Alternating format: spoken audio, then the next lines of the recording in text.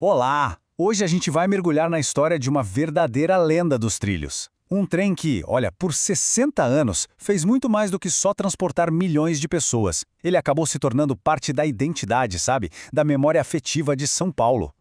E isso já começa com a grande questão aqui da nossa análise. Como é que pode?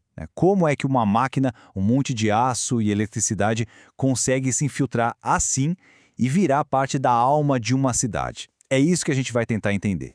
60. Guarda esse número. Foram 60 anos. Esse trem incrível rodou pelos trilhos da história de São Paulo, testemunhando a cidade crescer, mudar, uma longevidade que, convenhamos, é impressionante. Bom, vamos voltar lá para o comecinho de tudo. A nossa história começa num período bem interessante, de otimismo, de reconstrução depois da Segunda Guerra Mundial. E era nesse cenário que uma maravilha da engenharia estava prestes a desembarcar no Brasil. E essa linha do tempo mostra direitinho como essa lenda nasceu. Em 55, o governo federal deu o sinal verde, autorizou a encomenda. Já em 56, a fabricação começou aqui mesmo no Brasil, pela Mafersa, mas com tecnologia da americana The Budd Company. E aí, em 1957, as primeiríssimas unidades, que na época se chamavam Série 101, foram finalmente entregues. E que trem, hein? Ele foi simplesmente o primeiro do Brasil com carroceria de aço inoxidável, um verdadeiro símbolo de modernidade. Mas não era só isso não. A inovação estava por toda a parte. Tinha assentos estofados, super confortáveis, um sistema de ventilação que funcionava de verdade e até banheiros a bordo para as viagens mais longas. E olha que curioso, ele tinha geradores a gás para conseguir rodar em trechos que ainda não tinham eletricidade. Uma revolução completa para a época. E a primeira missão dele, era puro glamour, fazer a rota entre São Paulo e a cidade portuária de Santos. Uma viagem que, hoje, quando a gente lembra, parece coisa de filme, de uma era de ouro das ferrovias, com um ar de luxo e tranquilidade. Só que a história desse trem tem uma virada daquelas, bem dramática. Vamos para a próxima fase para entender como ele deixou de ser esse símbolo de luxo para se tornar um verdadeiro guerreiro do dia a dia. É a história de duas vidas completamente diferentes. E essa comparação aqui ilustra a mudança de um jeito brilhante.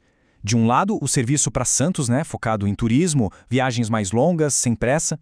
Do outro, a realidade nua e crua do transporte metropolitano de São Paulo. Paradas a cada minuto, uma demanda altíssima e aquele ritmo implacável de todo santo dia. Claro, com o tempo o trem foi envelhecendo. Chegando nos anos 90, uma modernização se tornou essencial para ele continuar rodando. O projeto tinha até financiamento do Banco Mundial, só que ele enfrentou atrasos gigantescos. E isso acabou paralisando a renovação da frota e gerando uma crise no sistema. E as consequências disso? Bom, elas foram bem reais e bem graves. O atraso na modernização só piorou uma situação que já estava no limite, sabe? Eram panes constantes no sistema, o que infelizmente contribuiu diretamente para os tumultos da CPTM em 1996. Foi uma época bem tensa com as estações e trens sendo depredados. Infelizmente, a longa jornada de serviço desse trem também foi marcada por momentos muito sombrios. Essa parte da história carrega o peso de acidentes bem sérios. Em 20 de março de 1969, aconteceu o desastre ferroviário de Perus. Uma colisão feia entre um trem da série 101 e uma locomotiva.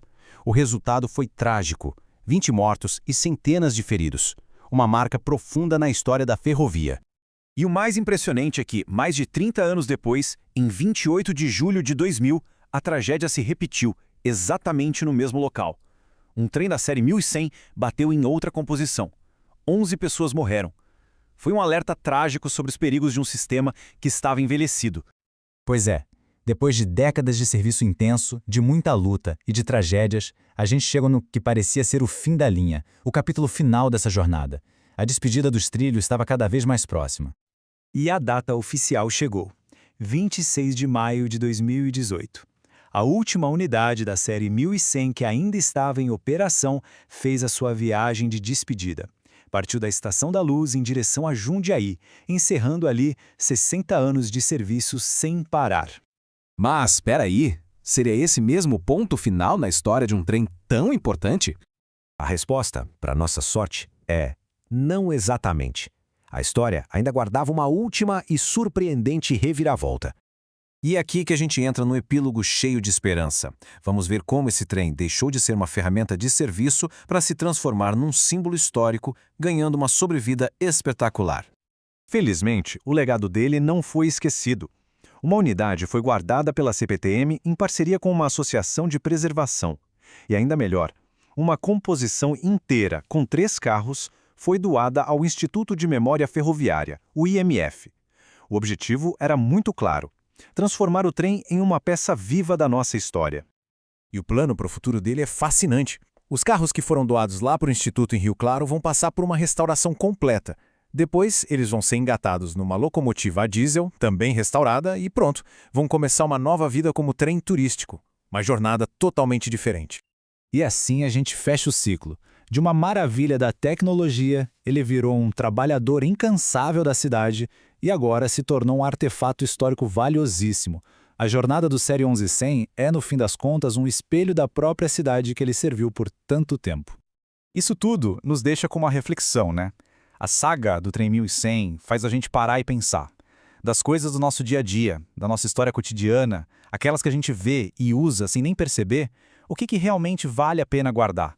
O que a gente deveria lutar para preservar para o futuro?